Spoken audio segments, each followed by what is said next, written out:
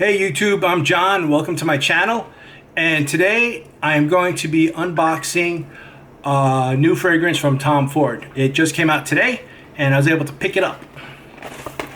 Here's my bag from Tom Ford. And the fragrance is Lavender Extreme. I was able to pick it up today at Bloomingdale's at 59th Street in New York City.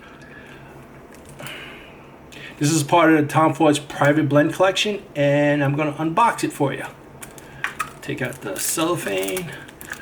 Well, the box is pretty cool. It's like a silver box, and there's like a plaque on it.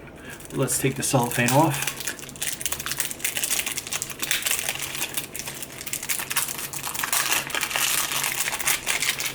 Ooh, it's like a sticker. Oh, it's like, oops, that was not cool.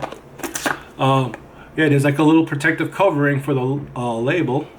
Take that off too. Oh, it's a plastic cap. Unbox the bottle.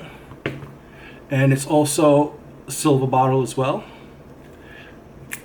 Oh, it's in here. And they also got a plastic film to protect the thing. Ooh. And here it is. I don't know if you can see it. Lavender Extreme. Ooh, it's metal.